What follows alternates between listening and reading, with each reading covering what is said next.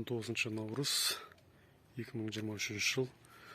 Алла қаласа бүгін кішкене желдің екпіні кішкене басылды, бірақ жел бар сонда да.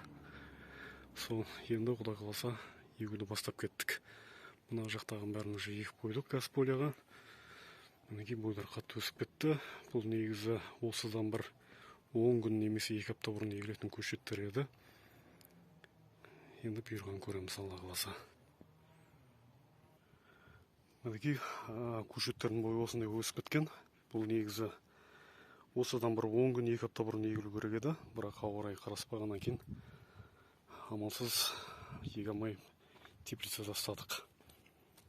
Бірақ ештеңе алмайды, біз жылда кішкене өсіп кеткен көшеттерді егіп жүрміз. Шүкір Аллаға жақсы өсіп жүр. Мына азанда ектік кішкене.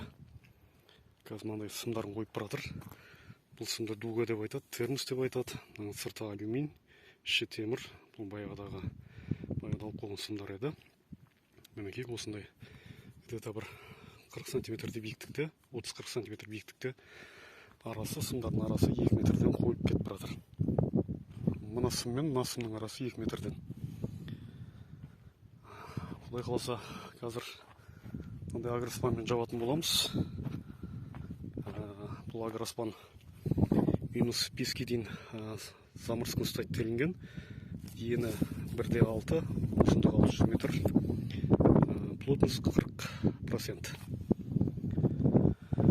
Құдай қаласа егіп жатырық. Бұл енді жылда осындай термос егем, дугамен.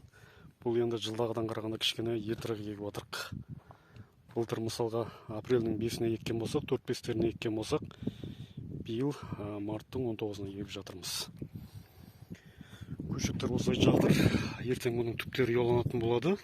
Ұяланып топырақ тасталатын болады. Бір 2 аптадан кейін, содан кейін ешқандай шөп шықпай әдемі өсетін болады. Осы егіп болған кейін осы жерді суаратын боламыз. Құдай қаласа Алла диқаншылығымызға береке берсін.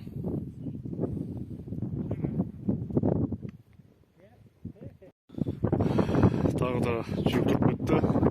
Желмен жарысы осылайынан үлгерген жаптық.